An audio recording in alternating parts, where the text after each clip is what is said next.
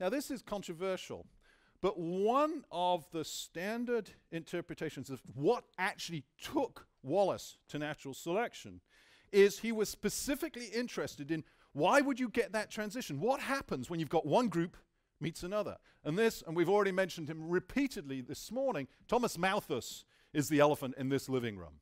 Okay? So he was the one who suggested that inevitably population is going to outstrip its resources, which means competition. Who wins that competition? Okay? Well, so this is the vision with humans.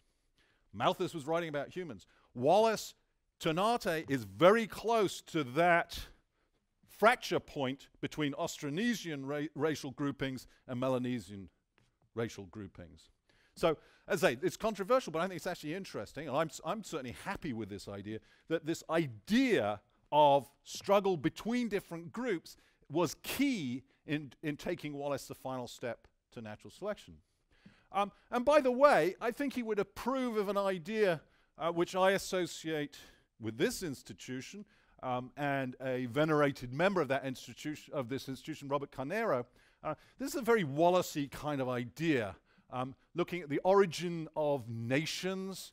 This is so-called circumscription theory.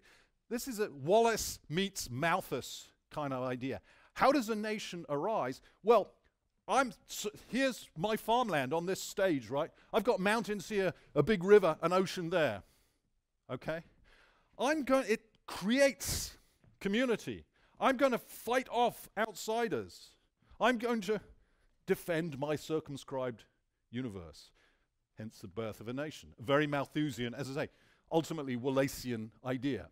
But Wallace, in his studies of people, wasn't all about conflict and trauma and, beating each other up. As Errol was saying, he's actually extremely empathetic, extremely engaged with the people he's visiting.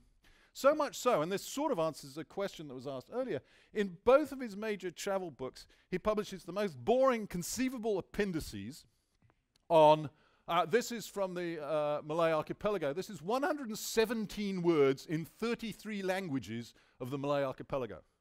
It's actually really extraordinary. And again, this vision of this guy who's doing everything, he's measuring everything, he's catching his organisms, he's sending them off, he's writing major conceptual manuscripts, and he's carefully keeping notes on everything everyone says to him. And so what do you call that?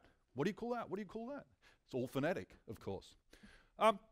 So he really had a deep anthropological interest. He was an ethnographer.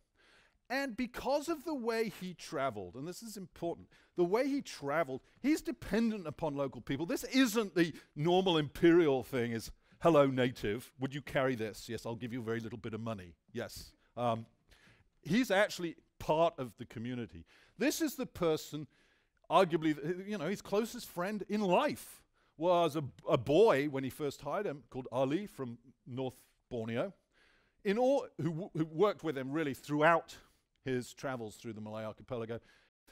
Wallace went native big time in terms of his accommodation. And look, it's not that clear in this reproduction. This is his hut, the only one he could get at this site. It's kind of small, really small. This is Wallace underneath, okay? So Wallace set up his workstation underneath because it was too small to work in the hut, and he would crawl up the tiny little ladder and then sort of go into the fetal position to sleep. Which means that he has a very different perspective on what were called savages than most of the Victorians, even the most liberal abolitionist Victorians. He's not a racist. The more I see of uncivilized people, the better I think of human nature on the whole, and the essential differences between civilized and savage man seem to disappear. That's a very enlightened statement. But bizarrely, it gives Wallace a very peculiar problem. He recognizes, so he's living in the Aru Islands in a hut with a guy whose notion of fine dress is a piece of grass and a penis gourd, okay? He recognizes that bloke, should he have the opportunity, could play the piano, could play Chopin etudes as well as the finest lady in her drawing room. That bloke, should he see a book and learn to read, could declaim Horace's odes as well as a gentleman at the Athenaeum. Okay? In other words, this New Guinean, Aru Islander, has a massively over-engineered brain because he's never going to see a piano and he's certainly not going to see any odes. Right? Now, why is that a problem? You might say, well, that's nice for the New Guinean. Because Wallace had a really good understanding of natural selection. Wallace recognized the following. Natural selection does not over-endow things.